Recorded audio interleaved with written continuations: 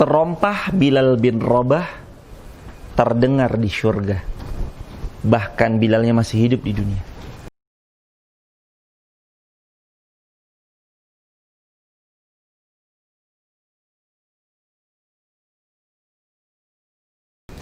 Bismillahirrahmanirrahim. Assalamualaikum warahmatullahi wabarakatuh.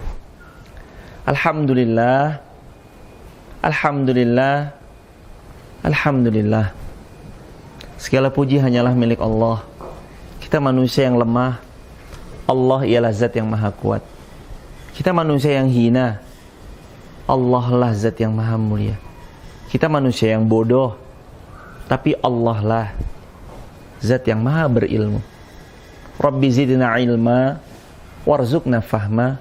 Rabbi israh li sadri wa yassir li amri wahlul 'uqdatan min lisani yafqahu qawli. Amin ya rabbal alamin. Alhamdulillah wassalatu wassalamu ala Rasulillah. Segala puji milik Allah. Semoga salawat bertangkaikan salam tercurah kepada baginda Nabi Allah Muhammad sallallahu alaihi wasallam. Kesempatan kali ini dengan izin Allah kita akan membahas kisah seorang sahabat Bilal bin Rabah yang terompahnya sudah terdengar di surga padahal orangnya masih hidup di dunia. Dalam sebuah riwayat yang sahih, Nabi yang mulia sallallahu alaihi wasallam datang menemui Bilal ibn Rabah. Kita tahu siapa Bilal bin Rabah. Beliau adalah seorang yang dulunya budak, hamba sahaya. Budak adalah kasta terendah dari umat manusia. Setelah itu Abu Bakar membebaskan Bilal bin Rabah. Dibelinya Bilal oleh Abu Bakar dan dibebaskan oleh Abu Bakar As-Siddiq. Siapa lagi kita mengenal Bilal? Kulitnya hitam. Hitamnya hitam legam. Beliau dari tempat yang cukup lumayan jauh di Habasyah, Ethiopia. Tapi ternyata Islam tidak memandang kulit. Islam tidak memandang kasta. Islam memandang apa yang ada di dalam hati dan jiwa. Kata Nabi yang mulia dalam hadis Al-Bukhari dengan sanad yang sahih, beliau sallallahu alaihi wasallam bersabda, "Innallaha la yanzuru ila suwarikum wa la yanzuru ila ajsamikum." Allah enggak ngelihat kepada wajah kita. Wa la yanzuru ila ajsamikum, Allah enggak ngelihat juga kepada badan kita, tubuh kita. Sispek apa enggak, tingginya sekian apa enggak, beratnya sekian atau enggak, ideal atau enggak dilihat sama Allah. Tampan juga demikian, enggak dilihat sama Allah. Cantik juga demikian, enggak dilihat sama Allah. Walakinallaha yanzuru ila qulubikum. Tapi Allah melihat qulubikum, kepada hati kita semuanya. Bilal bin Rabah walaupun hitam, walaupun dulunya adalah seorang mantan budak yang kemudian dibeli dan dibebaskan oleh Abu Bakar As-Siddiq radhiyallahu anhu. Walaupun beliau dari tempat yang jauh Habasyah, Ethiopia, tapi ini adalah mutiara yang sangat Rasul cinta. Rasul mendatangi Bilal ibn Rabah radhiyallahu anhu. Kemudian Rasulullah SAW mengatakan, "Wahai Bilal, aku mendengar suara terompahmu di surga." Bilal pun menangis. Rasul pun juga demikian. Rasul sallallahu alaihi wasallam pun ikut menangis karena Bilal menangis. "Apa kiranya wahai Bilal yang engkau lakukan sampai aku mendengar terompahmu ada di surga?" Makin menangis menjadi-jadi tangisan Bilal semakin pecah. Kata Bilal ibn Rabah pun kemudian menceritakan. Yang cerita ini semoga menjadi pelajaran bagi kita semua. Beliau mengatakan, "Tidaklah aku sebelum tidurku aku melakukan amalan hati." Lagi-lagi perkara amalan hati. Sebelum tidurnya Bilal memaafkan segala kesalahan orang yang berbuat zalim kepadanya. Dalam riwayat lain, dalam athar yang lain, adalah Bilal bin Rabah. Dalam kesehariannya, "Aku tidak pernah, wahai Rasulullah, Ketika aku punya kesempatan untuk menjaga wuduku, kecuali aku gantung wuduku atau aku jaga wuduku. Dijaga wudunya. Supaya setiap detik selalu dalam keadaan suci. Itulah Bilal bin Rabah. Kata Bilal, setelahnya aku pun menunaikan sholat 2 rakaat. Atau yang sering familiar di telinga kita, sholat sunnah syukril wudu. Sholat sunnah setelah wudu. Teman-teman yang disayang Allah, belajar dari Bilal bin Rabah. Amalan yang sederhana menggantung wudu. Bagaimana kalau kita bisa memulai hal itu sedari dini? Berwudulah. Ketika batal, wudulah lagi. Gantunglah wudu. Selalu dalam keadaan suci. Ketika seseorang memiliki wudu, agak canggung kalau lisannya berkata-kata yang buruk. Ketika seseorang punya wudu, agak canggung wajah yang dibasuh dengan air wudu, yang salah satu di antaranya adalah mata, dipakai untuk melihat hal-hal yang tidak etis.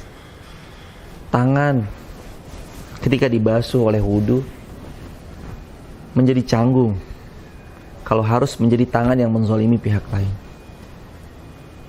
Orang yang punya wudu selalu berbeda. Itulah sebabnya Bilal bin Rabah selalu menggantung wudunya. Terompahnya Bilal terdengar di syurga karena ternyata Bilal adalah orang yang suka menggantung wudunya. Setiap kali Bilal batal, selalu Bilal mencari air untuk kemudian mensucikan kembali dirinya dan mengizinkan wudu itu bertahan lama dalam dirinya. Padahal ketika itu kota Mekah dan Madinah bukanlah tempat yang mudah dalam mencari air. Seperti hari ini ketika kita beribadah pergi umrah maupun haji. Kalau hari ini kita pergi ke Mekah, Madinah, air dapat dengan mudah kita dapati. Ketika itu zamannya Bilal, tidaklah mudah mendapatkan air. Butuh perjuangan, butuh proses, butuh effort, butuh senantiasa kuat menahan panasnya Mekah atau panasnya Madinah. Tapi karena beliau sangat-sangat suka menjaga wudu, ingin menjalankan sabda manusia yang dicintainya Rasulullah Sallallahu Alaihi Wasallam, maka Bilal menepis apapun yang menggoyahkan diri beliau untuk menjaga wudunya. Bilal jaga wudu. Maka tadi kita pelajari bersama-sama. Ketika seseorang terjaga wudunya, maka lisannya akan diatur setiap pembicaraannya. Ketika seseorang terjaga wudunya, matanya diatur kemana harus melihat dan kemana harus ia tinggalkan. Tayangan apa yang mesti dia tonton, tayangan apa yang mesti dia tinggalin. Tangannya juga demikian. Tangan-tangan yang basah dengan basuhan air wudu enggan menjadi tangan-tangan yang menyikut orang lain, enggan menjadi tangan-tangan yang suka menzalimi pihak lain. Mereka enggan. Dan rambut, kepala yang dibasuh dengan wudu, Allah senantiasa dengan izin Allah menjaga mereka agar kepalanya diisikan sesuatu yang bermanfaat bagi dunia dan akhirat. Kaki pun juga demikian. Telinga sebelum kaki. Telinga-telinga yang suka dibasuh dengan wudu lah telinga-telinga yang selalu mendengarkan murotal Al-Quran di rumah. Mereka yang suka dengan ayat-ayat suci Allah dibacakan, kalamullah diperdengarkan, mereka suka dengan itu semua. Pun juga mereka-mereka yang memiliki wudu, mereka nggak akan serampangan dan sembarangan ketika melangkahkan kakinya. Mereka hanya akan datang ke tempat-tempat yang mendatangkan keriduan Allah di dalamnya, bukan malah sebaliknya. Mereka enggan datang kepada tempat-tempat yang membuat mereka justru dimurkai Allah. Justru Allah marah pada mereka karena mereka mendatangi tempat-tempat maksiat, tempat-tempat yang dosa. Mereka enggan melangkahkan kakinya ke sana. Kenapa enggak? Wudulah yang menjaga itu semua. Apalagi ketika berhadapan dengan lawan jenis. Jangankan untuk memegang. Memandang saja orang-orang yang punya wudu akan menundukkan pandangannya. Ghadul basar. Dan ketika bersalaman dia tahu bagaimana cara bersalaman dengan lawan jenisnya. Pemirsa TVmu dimanapun Anda berada, hari ini harus senantiasa kita contoh, teladani, dan kita tiru amalan sederhana dari sahabat yang mulia Bilal ibn Rabah. Bagaimana Bilal sangat epik, sangat indah menjaga wudunya, yang dengan itu ternyata dapat membuka kunci perbendaharaan syurganya Allah Rabbul Jalali wal Ikram. Sayyidina Bilal ibn Rabah radhiyallahu an sangat dicintai Rasulullah sallallahu alaihi wasallam. Beliau terkenal sebagai muazzinnya Rasulullah sallallahu alaihi wasallam. Berdua. Satu lagi adalah Abdullah bin Umi Maktum. Abdullah ibnu Umi Maktum. Itulah muazzinnya Rasulullah sallallahu alaihi wasallam. Bilal bin Rabah, amalannya sederhana tapi spesial di mata Rasulullah, adalah menjaga wudunya. Tapi enggak hanya sekedar jaga wudu. Setelah berwudu, Bilal mempraktekkan 2 rakaat salat sunnah yang kita sering dengar dan kita kenal dengan salat sunnah syukril wudu. Salat sunnah setelah wudu. Teman-teman, ada istimewa bila mana kita buka hadis riwayat Imam Al-Bukhari dan Muslim ketika kita membiasakan berwudu. Nabi yang mulia bersabda, siapa yang menyempurnakan wudunya, kemudian dia berdoa dengan sebuah doa, asyhadu an la ilaha illallah wahdahu la syarikalah wa asyhadu anna Muhammadan abduhu wa rasuluh. Ada tambahan lain dalam satu riwayat, Allahumma ja'alni minat tawabin wa ja'alni minal mutatahhirin. Siapa yang berwudu kemudian menyempurnakan wudunya, lantas membaca doa yang tadi baru saja kita dengarkan, kata Nabi yang mulia dalam hadis Al-Bukhari dan Muslim, Allah akan bukakan pintu syurga dan masuk syurga dia lewat pintu syurga mana saja yang dia kehendaki. Allahu Akbar. Khasiat berwudu begitu dahsyat dan luar biasa. Jaga wudu teman-teman. Tunaikan salat sunnah syukril wudu. Salat sunnah sebenarnya ada banyak. Bila kita mau bahas tentang salat sunnah tahajud, salat sunnah duha, salat sunnah rawatib, salat sunnah gerhana bulan, salat sunnah gerhana matahari, dan begitu banyak varian-varian salat sunnah yang wajib ditunaikan karena itu memang kewajiban. Tapi yang sunnah jangan ditinggalkan. Justru yang sunnah haruslah dihidupkan. Salah satu menghidupkan sunnahnya dari Bilal bin Rabah, yang Nabi langsung memberi statement, terompahmu terdengar di syurga. Amalannya apa? Ternyata amat sederhana. 1, jaga wudu. 2, amalan Bilal, salat sunnah syukril wudu.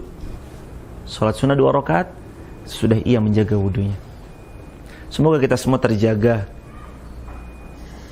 untuk senantiasa melazimkan berwudu ketika kita dalam kondisi batal, dan semoga Allah mengistiqomahkan kita, keluarga kita, putra-putri kita, sampai mudah-mudahan kita diwafatkan dalam keadaan husnul khatimah.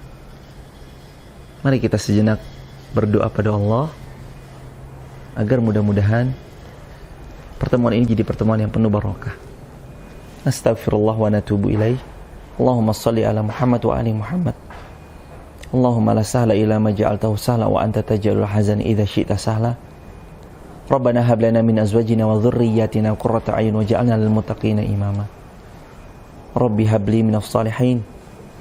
Rabbi la tadharni fardan wa anta khairul warithin. Anni masani ad-durru anta arhamur rahimin. Rabbana taqabbal minna innaka antas samiul alim wa tub 'alaina innaka antat tawwabur rahim. Ya Rabb, jadikan kami sekeluarga menjadi orang yang pandai menjaga wudunya, pandai menjaga segala kebaikannya. Izinkan putra-putri kami menjadi anak yang tumbuh sebagai penghafal Al-Quran 30 juz, bermanfaat bagi banyak umat, mulia dunia akhirat. Izinkan kami yang masih hidup ya Rabb, menjadikan kehidupan ini sebagai tempat sebanyak-banyaknya kami beramal saleh. Istiqomahkan kami ya Rabb, dan wafatkan kami dalam keadaan husnul khatimah. Rabbana atina min ladunka rahmah wa hayyi' lana min amrina rasyada. Rabbana atina fid dunya hasanah wa fil akhirati hasanah wa qina adzabannar. Alhamdulillahirabbil alamin. Salam untuk keluarga di rumah. Jaga sholat, jaga taat, jauhi maksiat, segerakan bertobat. Semoga istiqomah sampai wafat husnul khatimah. Irfan Rizky, Wonosobo. Assalamualaikum warahmatullahi wabarakatuh.